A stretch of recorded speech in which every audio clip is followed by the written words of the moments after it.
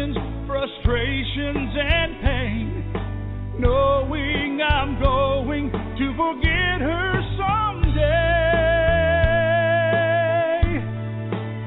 While I still can, I'll challenge all my loved ones, every friend, to look inside their hearts and understand that I will love them.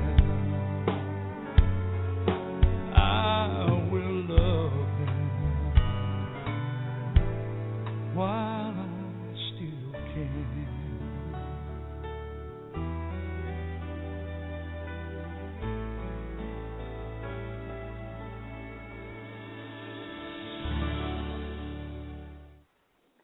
Well, hello, everyone, and welcome to Alzheimer's Speaks Radio. I'm your host, Lori LeBay, and I'm the founder of Alzheimer's Speaks Radio website, Dementia Chats, and quite a few other platforms. And basically, Alzheimer's Speaks is an advocacy-based company providing multiple platforms to shift our dementia care culture around the world. And we believe by joining forces and sharing knowledge and just having these everyday conversations about life with dementia and services, products, and tools, we can go ahead and remove the stigma that is attached to memory loss. So many people are in the trenches dealing with this and don't feel like they have a place to go. And so we want to make that comfortable community setting. And our radio show is just one of the ways that we do that. At our core, we really, truly believe that collaboratively we can win this battle against dementia.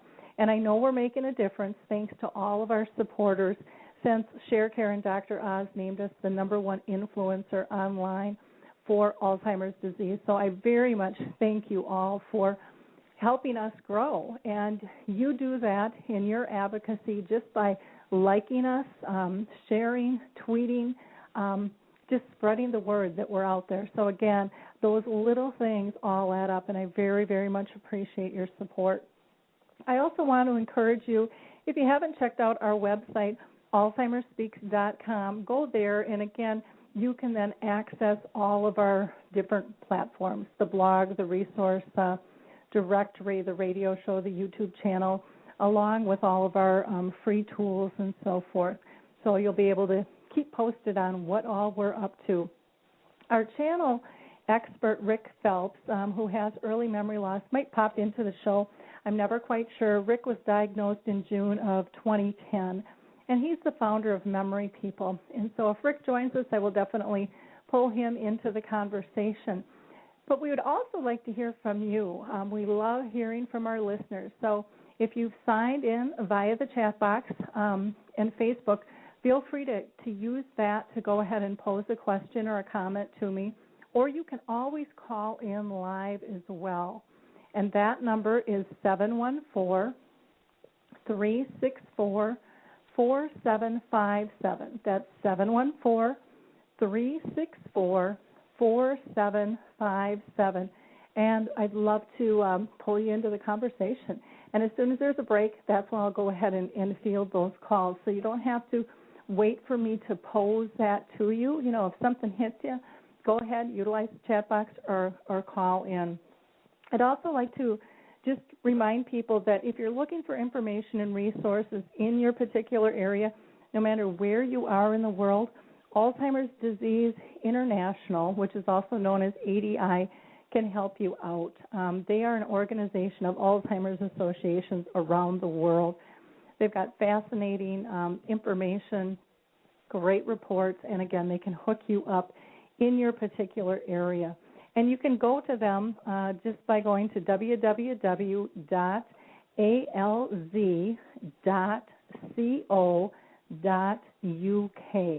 and they would love to talk with you and see if they can point you in the right direction there.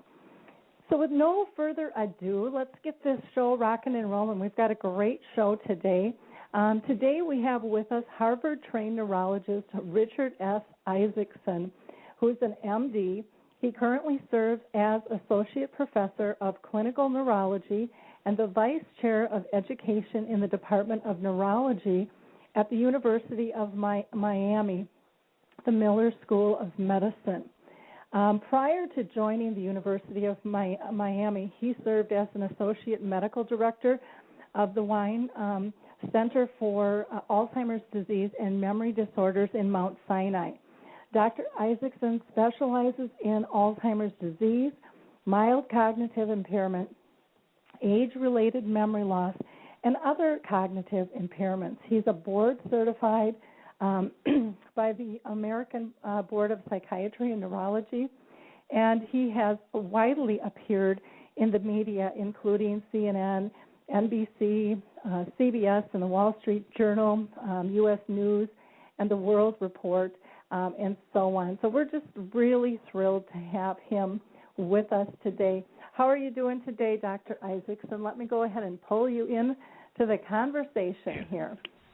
Great. Thank you so much, Lori. It's just really a pleasure to be on. And just I wanted to thank you so much for really all you do. You've really set the standard and just the amount of information you share. I have a significant family history. I have 4 separate family members that have been diagnosed with Alzheimer's. And education is power, knowledge is power. And I just appreciate all that you do to spread the word. So thanks for having me. Well, as they say, it takes a village. I think we're in this together, and none of us has all the answers. And to me, this is a disease where we really, truly need a toolbox. And everybody is different. Every person diagnosed and every care partner deals with this disease differently. And so it's not something that can just be, cookie cutter. And so I'm a firm believer on my 30-year journey with my mom, who's still living. This has been over half of my life, and I've just felt that we just need more support in a variety of it so that people can make their own choices for what's best for them. So I'm really excited to talk to you today about what you're up to. But before we get into that, why don't you give our audience just a little kind of snapshot of Alzheimer's disease in the U.S. today? That'll probably just give us a nice foundation for our talk. Sure, of course. So, Alzheimer's disease is, in my opinion, it's not just a public health crisis, but I think it's a public health emergency. We have, based on a variety of statistics, over probably 5.5 million Americans currently in the United States with Alzheimer's. The problem is that we have an aging population. Baby boomers started turning 65 for the first time just in the last year or two. And, the epidemic is only going to worsen. In the year 2050, we're going to have, over 16 million cases. And I think another problem is not only do we have all these cases, but a lot of these cases, patients just aren't optimally treated. They're not even diagnosed. A lot of people say, oh, it's just normal. It's normal to forget things as you age. And there are some things that are normal as we age, but, Alzheimer's disease is nothing to be afraid of or ashamed of. We need to, really fight this from the get-go. And if anyone listening is knowing of a person that they love, a friend, a family member, or even themselves having any signs of, a little bit of memory glitches or, maybe something isn't working like it should, I always advocate to see a qualified medical professional, because there's so much that we can do. And what the most recent evidence and the most recent research has shown is that the earlier you intervene, the earlier you attack this from every angle, as long as it's safe and grounded in evidence, that's when we can actually truly make the most benefit. So, what's going on with Alzheimer's today? This is a tough disease, but 2013 is literally, in my professional career, the most exciting year that I've seen on record for Alzheimer's. We're starting the first ever Alzheimer's prevention trials. Actually, the first person ever will get the treatment this month. I was just actually at the international conference on Alzheimer's disease in Florence, just got back yesterday, and the excitement was in the air. I was presenting about my nutrition research, but there's so much out there from therapies, nutrition, drugs in the pipeline, lifestyle changes. I just think that Alzheimer's is it's going to be a great year to fight this disease. Well, that's exciting to hear. I too think that there are so many changes in the wind and so many things just bubbling, and the conversations are getting much more comfortable, I think, in the public. And to me, that's huge, because this has been such a hidden disease and one with so many stigmas, and not that we still don't have that battle, but the conversations are starting, and that's truly a blessing. Now, today, what I really wanted to focus on was, there's been so much talk about nutrition and Alzheimer's. And I know that that's a focus of your research. So I'm wondering if you can kind of give us a brief overview of some of the really exciting findings that our audience, would find interesting. Sure. So I think the good news here is, a lot of people say you are what you eat. And what we're learning, and for the first time really ever in the last several years, we're truly learning that there is a difference, and basically there's an effect of diet and nutritional strategies in terms of Alzheimer's disease. For the first time ever in the last 2 years, there is evidence that shows that patients that already have been diagnosed with Alzheimer's disease, if they change their diet in a very specific way, and these are high-quality studies, they can actually change their diet in a specific way and their memory may improve. When it comes to reducing risk for developing Alzheimer's or even Alzheimer's prevention, that was the title of my talk in Florence a couple days ago, we're really finding that very specific nutritional approaches have not only evidence, scientific research that back it, but also that are very safe and also have other health benefits too. So I think the most recent exciting findings, I think there are several. I think one of them is related to carbohydrates, and that when it comes to carbohydrates, less is more. There's studies out there that show that people that already have memory loss, if they can follow a very specific type of low carbohydrate diet, I won't go into too many details because it's not as straightforward as that, but you can actually potentially not only improve memory, but you can have other benefits too. You can lose some weight, you can make your insulin response better, that's a body's response to sugar, and even your blood sugar can actually be more well controlled. Wow. When it comes to the research it's not just for memory loss. This is a dietary changes will affect memory loss positively, but also other aspects of the body and of the other medical conditions too. Well, that's great. Yeah, and there's no one magic thing that you can eat or drink to just suddenly take away memory loss or do something like that. But I put my patients on a very specific 9-week diet plan. These are my patients that I've been following for years in my clinic. I have them track what they eat. For example, the Mediterranean style diet probably has the most evidence for reducing risk of developing Alzheimer's or cognitive impairment. There's just so many things, very specific types of fish that are high in a specific type of fatty acid, an omega-3 called DHA, dark cocoa powder. I love dark chocolate, sometimes too much, but there's even a recent study on dark cocoa powder. Adding that to your meal can actually not just improve memory loss, but blood pressure. Very specific types of berries, strawberries, blueberries. The list just goes on, and I could literally talk about this one topic probably for an hour or two, but I think the take-home point is that there is so much that we can do. 2-3 years ago, I didn't have the evidence to talk about this. Now I'm able to write an entire book on. It's called the Alzheimer's Diet, and basically it goes through exactly what my patients have the instructions that they've listened to, and how well they've done afterward. I think another really important brief point is that the problem also is that not all patients and not all individuals will respond the same way to specific dietary choices. I had an email within the last week or so that said, my wife and I ate the same things for 60 years, and my wife developed Alzheimer's and I didn't. I don't believe that diet helps or works. And my response to that is, I understand this is a terrible and this is a tough disease, but there's a genetic component to not only developing diseases, but it's a genetic component that basically tells a doctor or a patient if that person will respond to a specific therapy. So what I mean by this is people with specific genes or genetic code will respond preferentially to one therapy or another, and that's based on their DNA or their genetics. So this is a field called nutrigenomics or pharmacogenomics, meaning Mr. Jones may need to eat this, this, and this, but Mrs. Jones may need to eat that, that, and that, or have that drug versus that, because the genes will predict a therapeutic response to a management choice in Alzheimer's disease. It's a complicated topic, but that's hopefully a nice brief overview. Wow. Now, you had mentioned, I'm going to back you up a little bit. You had mentioned the Mediterranean diet, and a lot of people talk about that. But can you, in a nutshell, just tell listeners what is a Mediterranean diet? Because I think a lot of people hear it, but they don't really know what that means. Right, that's a really good point. So the Mediterranean diet, and actually let me preface this with the Mediterranean style diet. And the Mediterranean style diet basically means not only dietary changes, but also active physical exercise. So the research that's been done actually looks at dietary changes plus an active physical lifestyle. And actually there's research that shows that the two of those, it's kind of like 1 + 1 = 3. So basically you have a healthy diet, plus you exercise, that is going to be an exponentially higher benefit, or it synergizes together or works better together.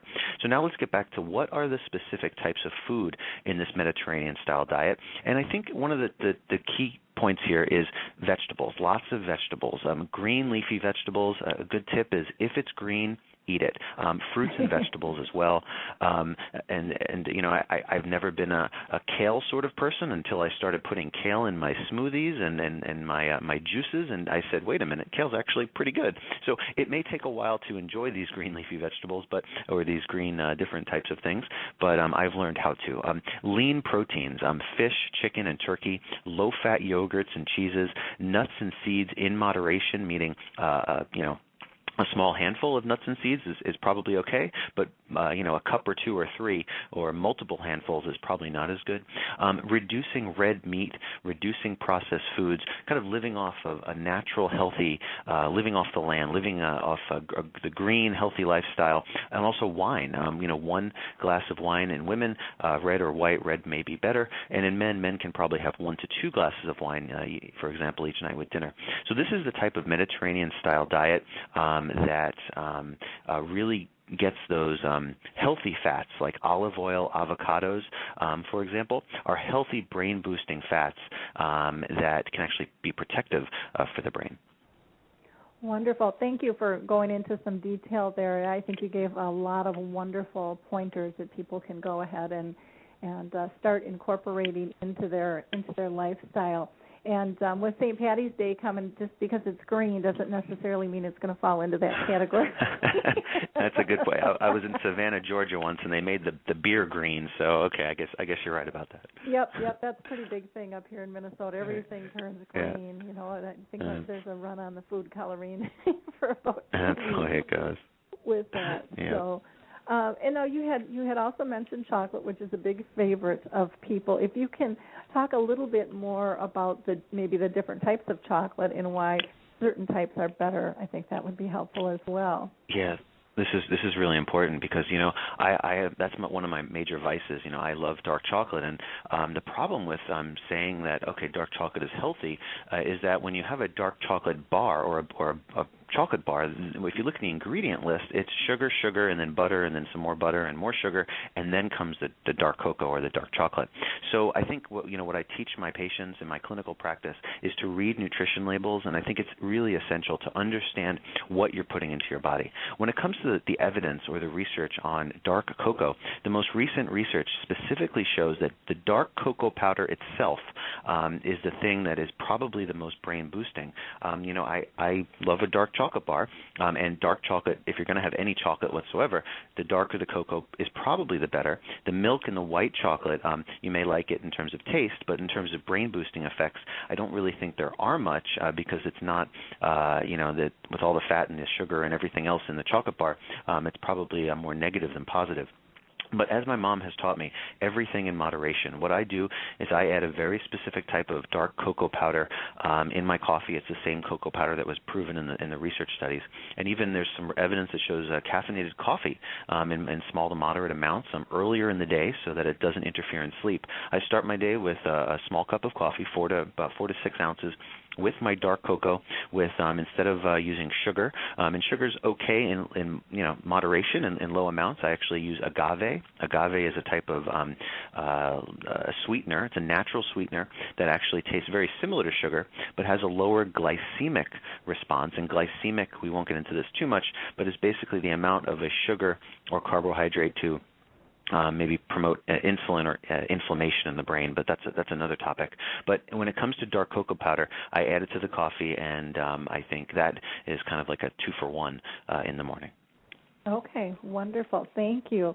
Can you tell us, what is it about Alzheimer's that really affects the brain process? And, how are these things going to really help? I don't know if you can talk in simple language for us laymen. Yeah. Absolutely. So I'll do the best I can, and I'm going to paraphrase some of the stuff that I talked about just this past weekend at the International Alzheimer's meeting in Italy. And when it comes to, I trained in Boston, and a lot of the people that were at this meeting, they lectured about something called amyloid. And I want to use the technical term amyloid because I do think that even people in the public should be familiar with this. It's a type of protein. It's a bad protein that gets stuck in the brain of patients with Alzheimer's. So amyloid is the most complicated word I'm going to use. I look at things a little bit differently, and I think that amyloid builds up, but there's something that happens before the amyloid builds up. We know that Alzheimer's disease starts in the brain 20 to 30 years before the onset of any symptoms. And that's very interesting because if we can figure out some sort of a therapy that can reduce whether it's amyloid or brain aging and start that therapy 20 to 30 years before, that's when we can truly talk about things like Alzheimer's prevention or secondary prevention. And that's really the philosophy that I take when I see patients for Alzheimer's prevention as well as for treatment. So going back to, why does this all happen in the brain? The brain uses two different types of fuels to produce energy, or basically to run the brain. So the most common thing that the brain will use to energize itself or to fuel itself is basically sugar. And sugar is the same thing as glucose. Glucose is more the technical term. Sugar is kind of the simple term. And I don't just mean sugar like putting sugar in a coffee, like white sugar or brown sugar or something like that, but any carbohydrate. Actually, bread, for example, pasta, all of that gets broken down by the body into a form of sugar, and that sugar is then used for the brain for fuel. That's its primary fuel source. Now, as the brain ages, and actually if you look at the research studies, 20 years before someone will even have any signs of Alzheimer's disease in terms of memory loss or anything else, the brain of that Alzheimer's patient or that pre-Alzheimer's patient will actually not be able to use that sugar like normal brains. Okay, so what we're finding, and some people have said, is Alzheimer's disease diabetes of the brain or something like that? And I'm not going to say that per se, but what I am going to say is that there's a lot of similarities between diabetes and Alzheimer's. And if you think about diabetes, you want to have a diet that's low in sugar and low in carbohydrate so that your insulin's a chemical reduced by the body to kind of break down sugar.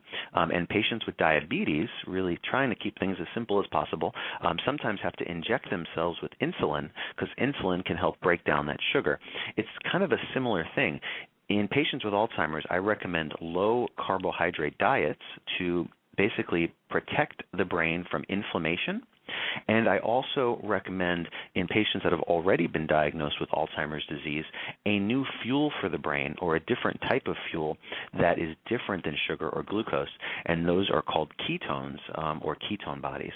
So the brain can only use two different things as a source of energy or fuel, and that's going to be sugar or glucose as well as ketone bodies, and that's great to be used when the glucose can't be used in an Alzheimer's brain. Hopefully that was a little bit technical, but hopefully as simple as I could explain it. No, it's wonderful because, sometimes things just get so complicated and there's so much research going on, and people just need to know in simple terms, how does that apply to me? How can I digest this and make it work for me? So I do appreciate you breaking it down like that for us. Sure. Now, as far as the ketones go, you mentioned that they're a good alternative source, for food for the brain. Is there anything else that you wanted to add regarding that, or? Yeah, so I think we're really learning that there's no, like as you said before, there's no one size fits all approach for Alzheimer's, and I'm a very peaceful person, but when it comes to Alzheimer's, I treat every patient as they're my own family member. My Uncle Bob, when he was diagnosed when I was in high school, not too long ago, 15, 20 years ago, there was no treatments, there was zero, not any drugs, not anything else. When my dad's cousin was diagnosed just 5 or 6 years ago, we've had made progress. And the philosophy that I use in my patient population as well as in my family is that we have to attack this like a war. You need the Army and the Air Force and the Navy, and my Uncle Bob was in the Navy, my dad was in the Coast Guard. So we have to use all of the branches and hit this from every angle. And I think a lot of people are pretty familiar with the drugs that are available for Alzheimer's disease. There are several FDA-approved drugs or medications that I think a lot of the doctors rely on. But I don't really think that if a doctor is just using drug therapy, I just don't think that is the most optimal therapy. I believe in a comprehensive approach, a multimodal approach grounded in evidence as well as basically balance and safety. And one of these approaches that I don't think has really caught as much attention until recently, because the evidence finally has really been proven, is that ketones can be an alternative source of food or fuel or energy for the brain. And there's a variety of ways to get ketones. For example, if you don't eat for 12 to 14 hours, your body will start to produce a very, very, very low level, a natural body production of ketones. Okay. The thing is that that amount of ketones is probably not enough to have a protective or therapeutic benefit in terms of memory.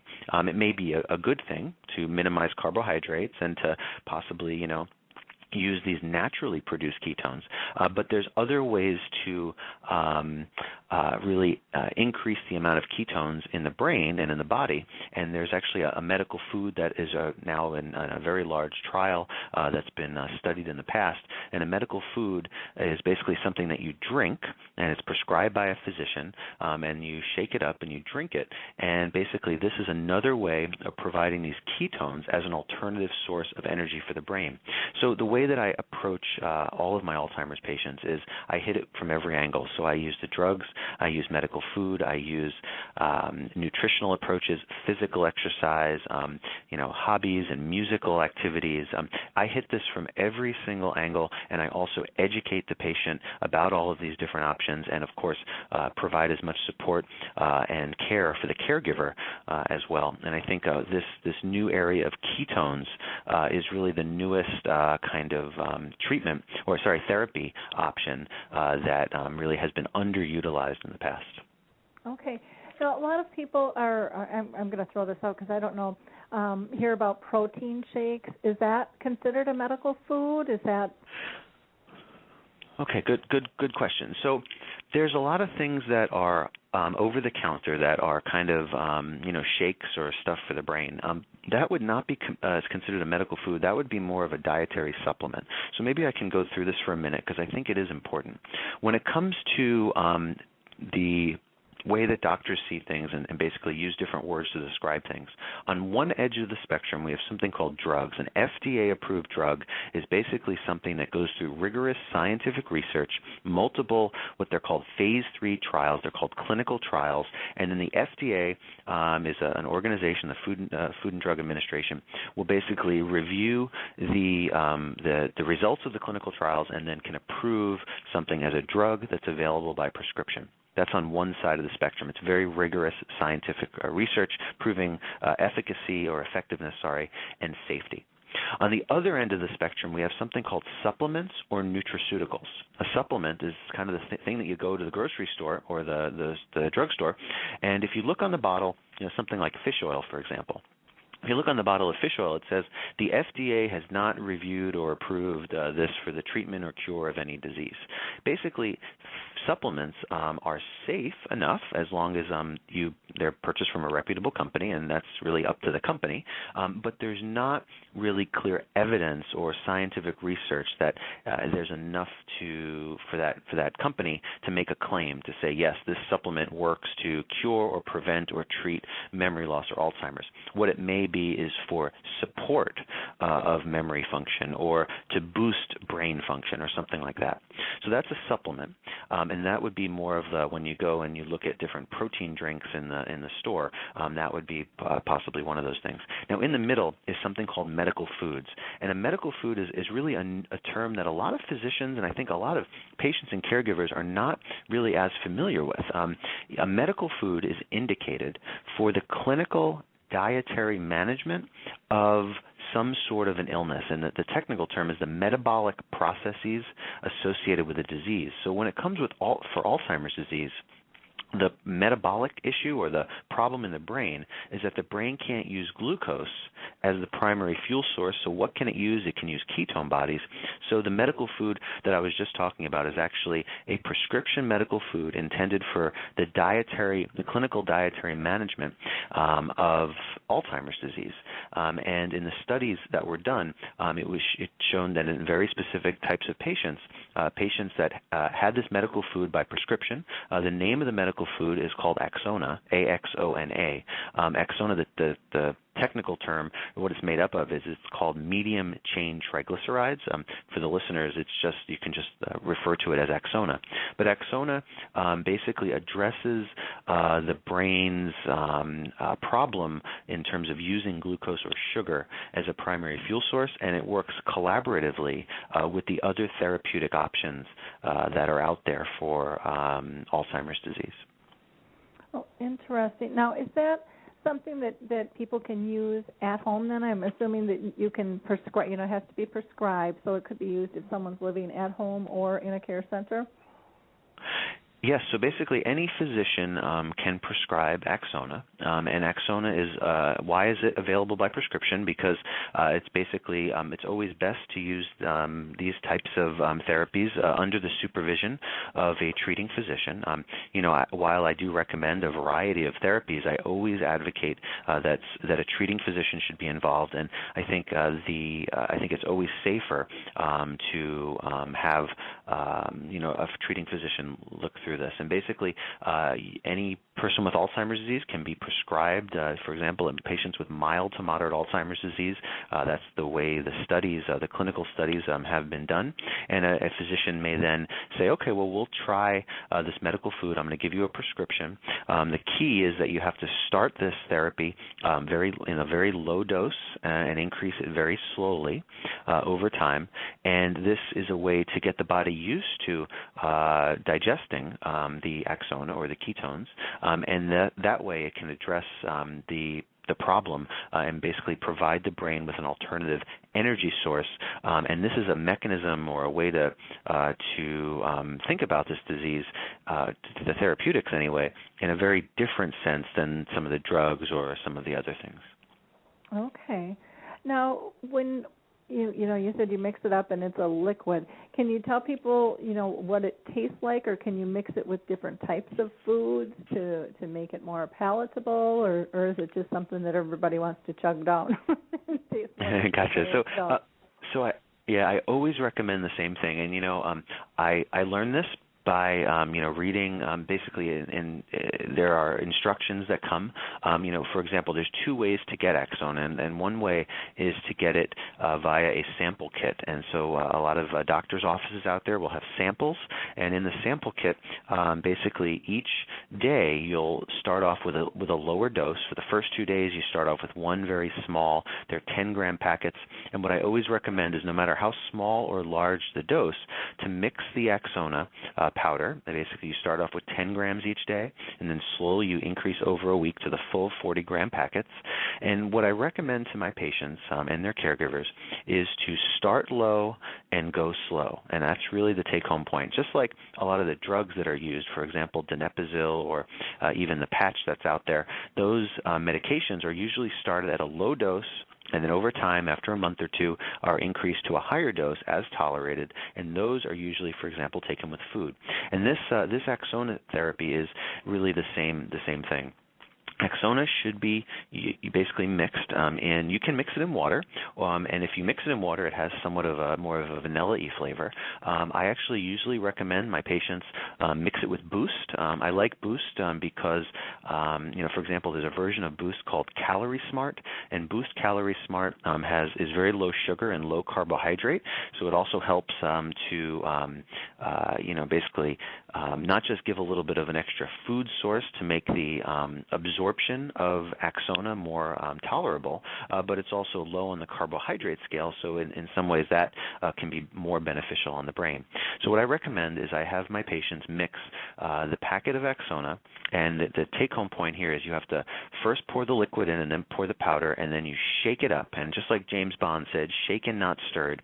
And you shake it up in a shaker cup, and you mix the Boost or skim milk or whatever else you want to use, plus the Axona, shaken, not stirred, and you have to sip it slowly after a big meal, either breakfast or lunch, whichever meal is bigger, and sip it slowly over 20 to 30 minutes to make sure that you're giving the body the best chance at tolerating it without any side effects or without getting basically a stomach ache or bloating or anything like that. And as long as my patients follow these very specific instructions, sip it slowly after a big meal, breakfast or lunch, whichever meal is bigger, shaken, not stirred, and shake it in the shaker cup, and start low and go slow.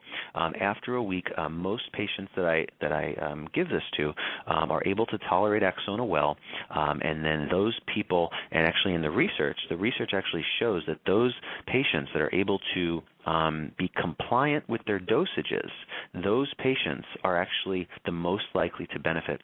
So it's all about education, and I think with Alzheimer's disease, this is a new therapy, and most doctors out there aren't as familiar with using, a food-type therapy, a medical food-type therapy, so I think a lot of doctors sometimes don't give these types of very detailed instructions to their patients. With all of my patients, I give a very detailed handout and other, paragraphs of information about how this stuff works, because that's all I do. 100% of my time is Alzheimer's. In the packages, whether it's an Axona sample or it's in the box that you get at the pharmacy, there are pretty detailed instructions, and I would just really strongly advocate for any patient or caregiver that's trying this for their loved one, for a patient with Alzheimer's, that they read the instructions carefully, start low and go slow, and sip it slowly after a big meal. So would this be like an 8-ounce glass of? Yeah. Basically, basically, you can use 4 to 6 to 8 ounces. I usually recommend around 6 ounces or so. And if you mix the powder in a 6-ounce container and then shake it up and then sip it slowly, that usually works. For example, Boost is 8 ounces. So since Boost is 8 ounces and it comes conveniently packaged, adding the Boost, I have a patient actually, a real good guy. His wife and I have been doing everything we can for her husband, and he's actually doing really well. He loves chocolate like I do, and there's a Boost version of Calorie Smart that's a rich chocolate flavored. It's 8 ounces, and he adds the Axona powder to the Boost, and then shakes it up in the shaker cup, and it really works well with the 8 ounces. Some people tolerate it just as well in 4 to 6 ounces of some sort of a liquid, whether it's water or something else. What he does actually, and this is helpful, is after he shakes it up and mixes it, he puts a little bit of ice in the mixture. And ice is actually helpful to slow down digestion, and if you can slow down digestion a little bit, it also helps with tolerating, because if you drink Axona too quickly or if you don't have it with a big meal, it can cause stomach upset, and things like nausea, vomiting, diarrhea, even some bloating, and these are common side effects, not just with Axona but also with the FDA-approved drugs, especially when you don't take them as directed. So it's really important for people to take this the right way and read and get educated in the package insert in the box. Oh, good. I was going to ask you what some of the side effects might be, and so I like that you're saying, start low and you kind of grow with it, and then, take your time.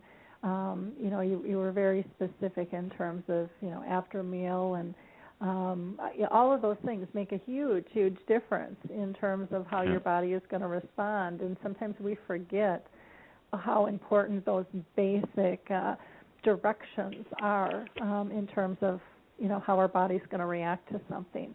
And so you've got some great little catchy phrases that can help point people in a good direction and make it simple to understand. So thank you for that. Yeah. Now, there's also a therapeutic trial or a clinical trial going on, isn't there, that people can get involved in? Yeah, absolutely. So, and this is actually how I kind of got involved in learning more about this. I'll give you a brief overview. Anytime a medical food or any product is basically going to go through the process of trying to become a drug, an FDA-approved drug. For example, there's a type of fish oil. It's a fish oil called Lovaza, and in the past, fish oil was available as a supplement or a nutraceutical, and you can buy it, and you can still buy it in over the counter. There was a company, and they took this fish oil, and they actually did a rigorous scientific clinical trial, and then it did so well, and it was safe, so it's now an FDA-approved drug, and it's a type of fish oil that can be prescribed just like a drug.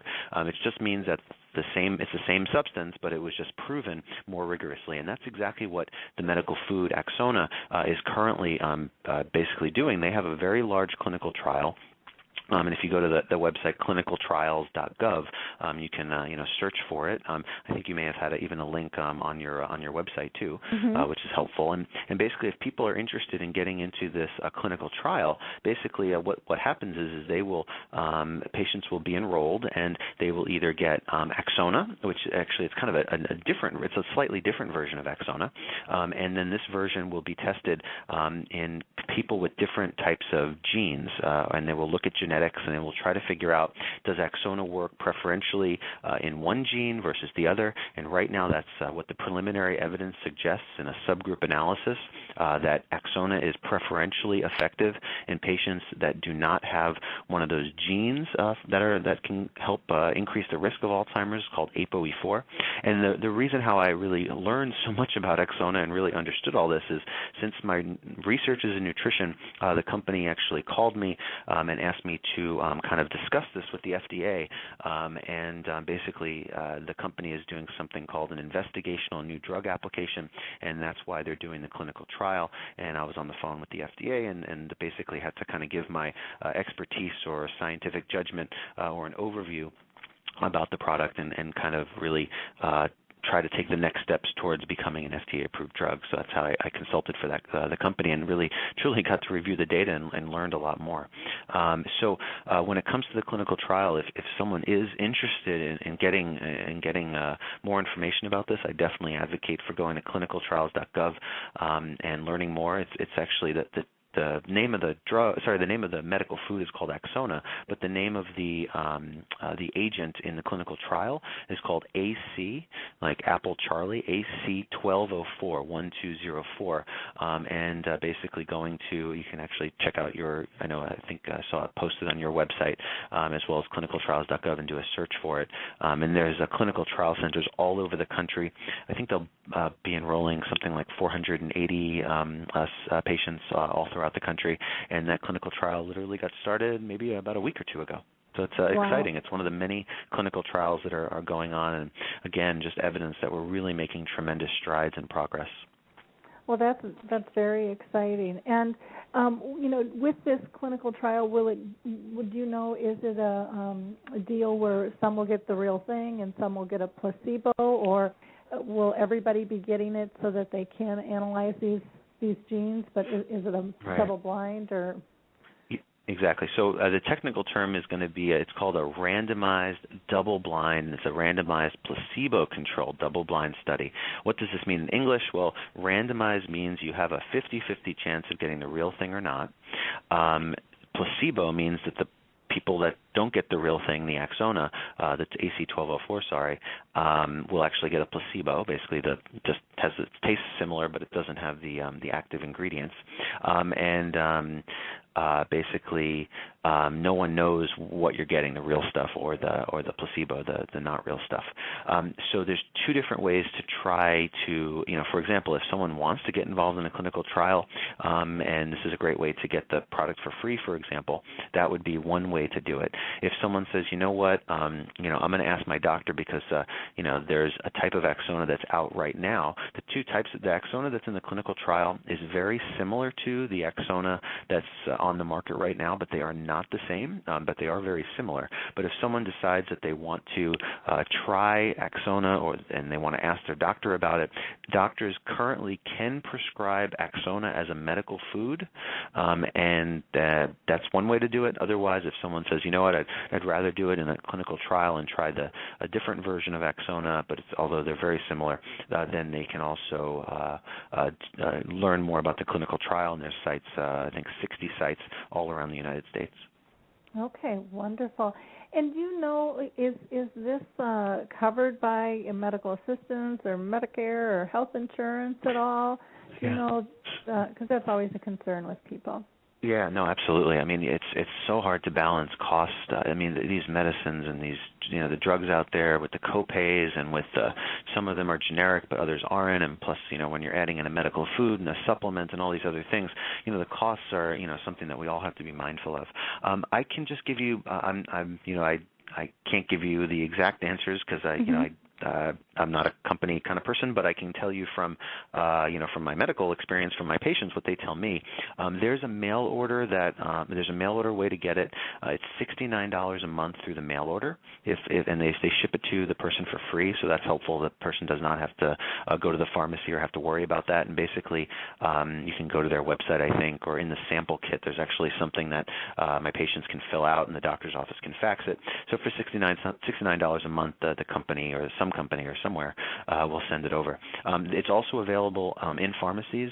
Online, what my patients have done is gone on the about-axona.com website, and on there's a financial assistance area. One of them has a 20% off coupon, so you can pick it up at the pharmacy, use the 20% off coupon, and save some money that way. The other thing is that there is a financial assistance program, I believe, if someone does not have enough funds to pay for it. I think there's a way to apply for assistance of some sort. I don't, again, have all the details about that. And otherwise, in my patients, in terms of insurance covered, I would say it's very variable. I'm in Florida, and I'm just going to give a general, probably 40% of insurance companies in Florida. There's just so many different types of insurance companies and different policies and everything else. I would say 40% of the time it's covered in some way. In the other 60% of the time, when it's not covered, this is the way, potentially it could cost $69 a month. For me, in my clinical practice, listen, I understand money's important, and I'm not trying to waste anyone's money. I'm trying to do the best that I can for my patients, and like I would to my family members, I'm going to recommend these types of things. And, based on a cost-benefit analysis, I just think there's nothing more important than doing everything you can. So I do think that the cost is worth it. Some of these drugs can cost up to $300 a month if you don't have insurance. So this is a much less expensive. I know supplements can cost easily $50 to $100 a month, depending on which supplement is purchased. And some of the supplements that are bought in the pharmacies or grocery stores or whatever, or the health food stores, have much less evidence, if let alone any evidence. And believe me, I take a very aggressive approach and a very comprehensive approach, a multi-mode, 20-step treatment plan and 10-step, at least probably 15-step now, prevention plan.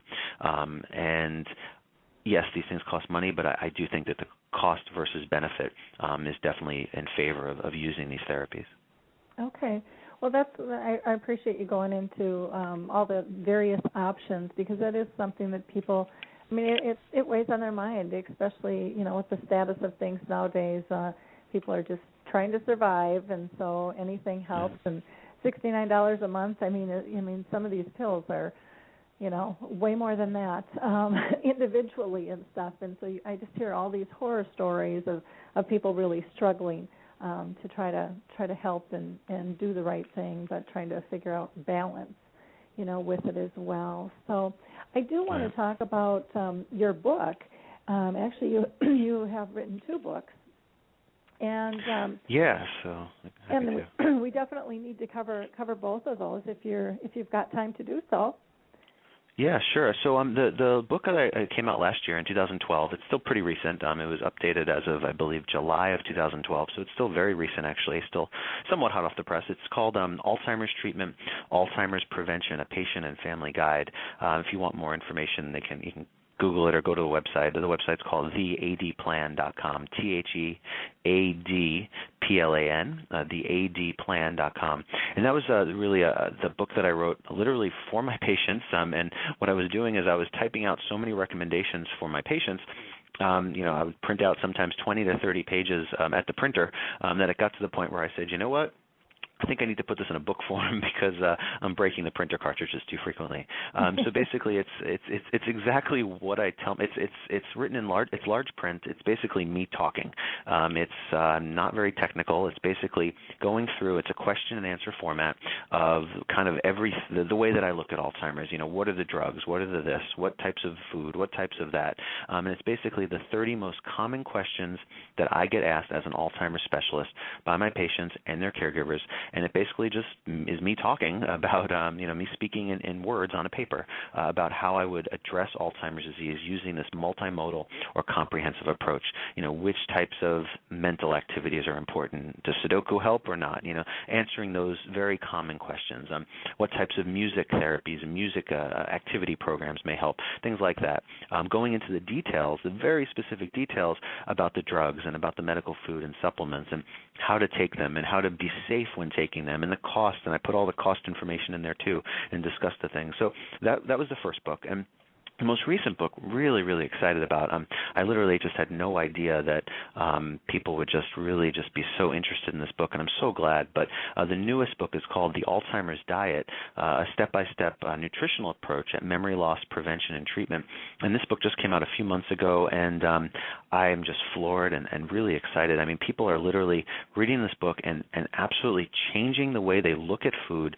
And, I think the data and the research shows that, if someone makes a very small incremental change just to try to make each meal a little bit brain healthier, and that's what the book goes through. It goes through all the research, puts basically the same plan that I use for my patients, the 9-week progressive diet plan that I put my patients on.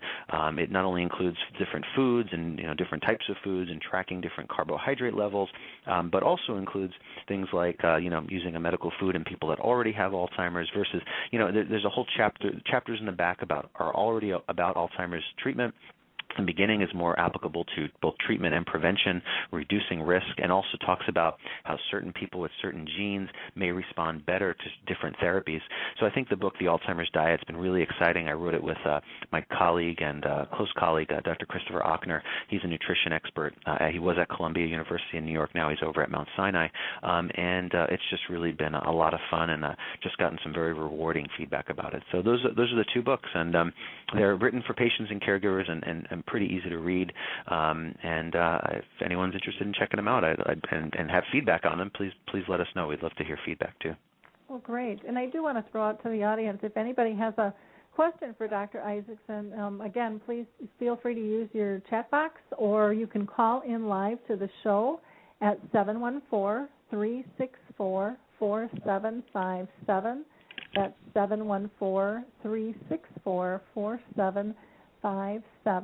Well, this has just been a fascinating discussion, and as you said, we've got the link on Blog Talk Radio for the clinical trial, so you can just click on that. Same to get to your website, and then if people want to go ahead and purchase those books as well. Try to make it real easy, and then I'll be doing up a blog with the link of the archive with the show, and we'll have all those connections for you as well. So, yeah, very, very interesting.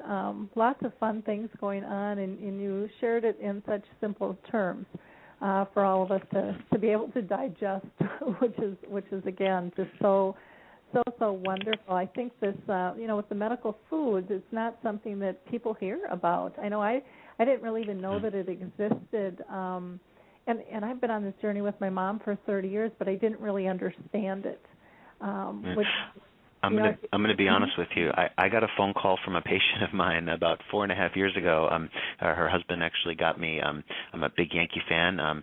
Maybe you're a Minnesota Twins fan. We have a little bit of a rivalry, but I have a Yankee Stadium thing in my office that I'm looking at right now. And when his wife called me about this, I had heard about medical foods a while. I couldn't even give you the definition of a medical food, and this was just 4 or 5, probably 5 years ago.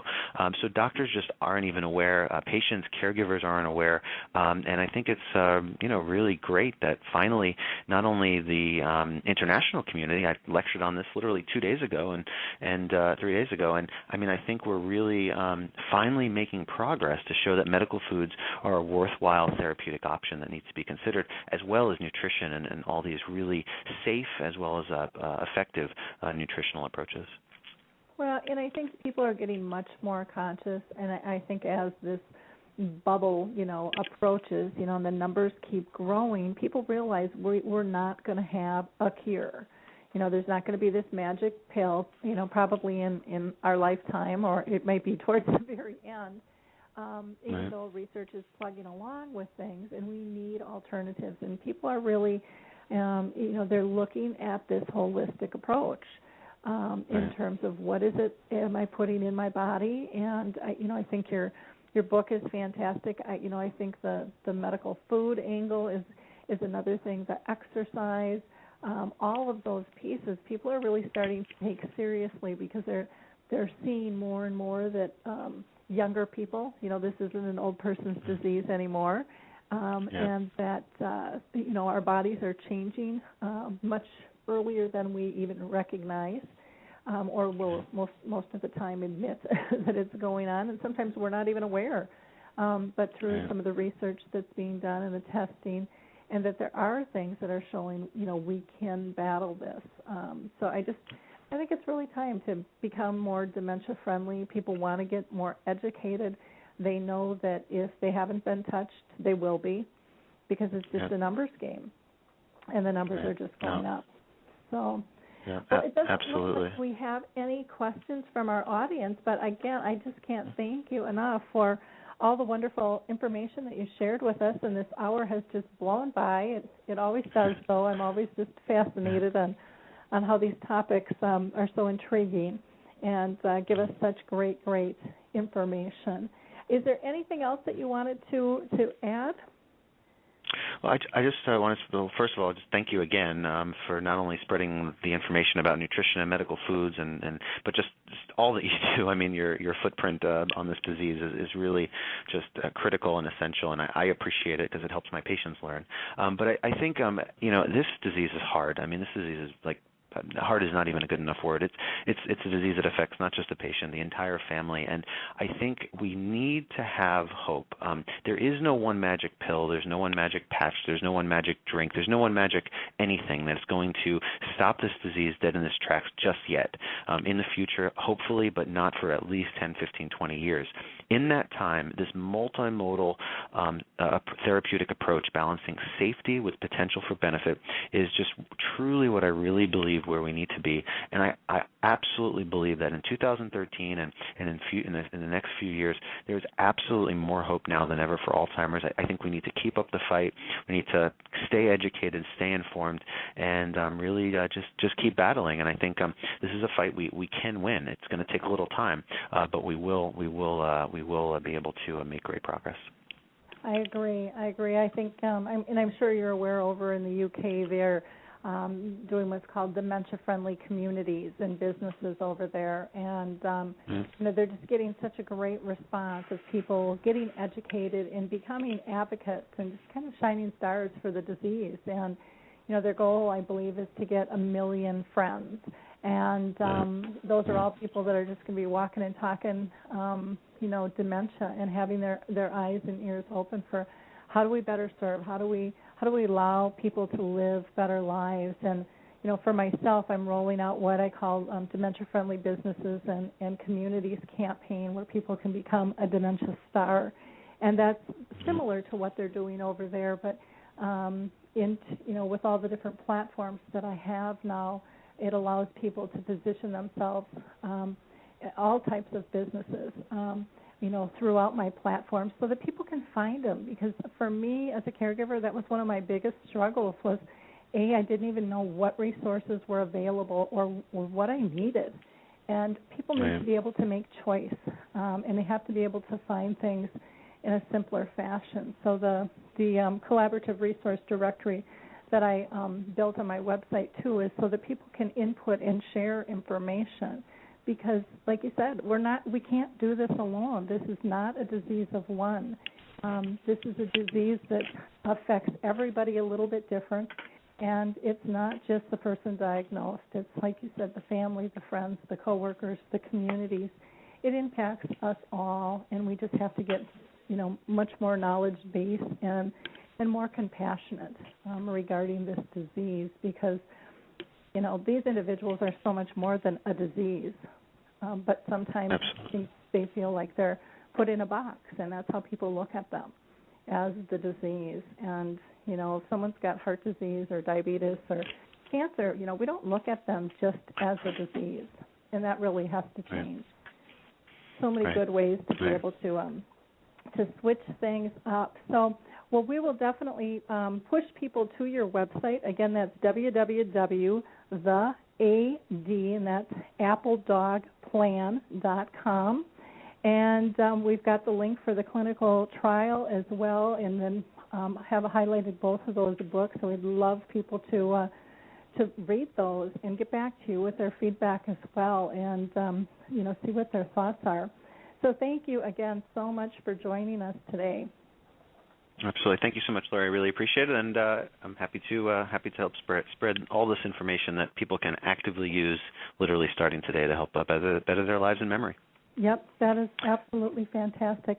I do want to remind people that this afternoon I will be doing a Dementia Chats webinar. Again, that is a free webinar. We're going to be interviewing Harry Urban and Michael Ellenborgen, and they're going to be talking about advocacy and what they're doing. Both of these men live with the disease, and it'll be a very fun hour, I'm sure, that will fly by as well, as it always does.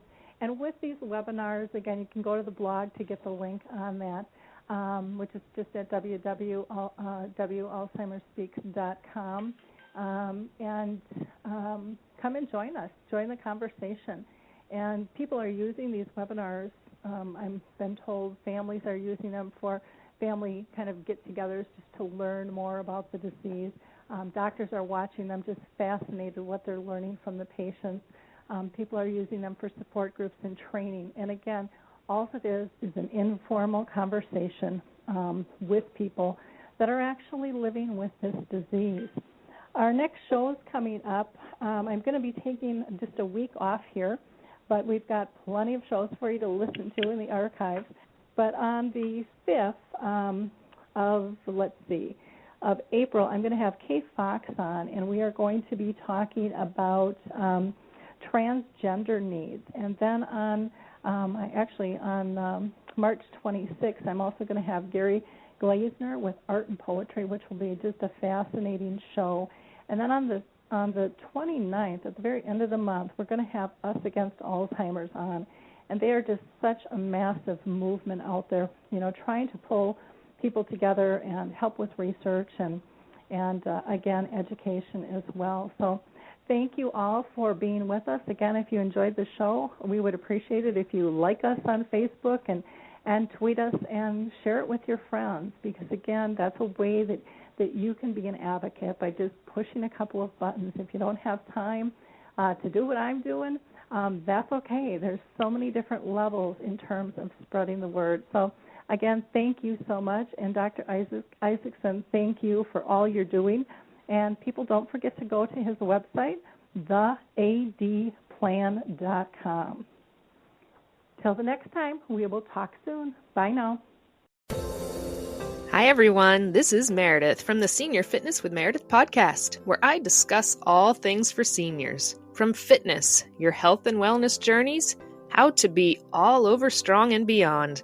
I also have my mini podcast called Motivation with Meredith. It's a great, quick motivational pick-me-up for your days. Join me, listen now, search for Senior Fitness with Meredith on your favorite podcast platform.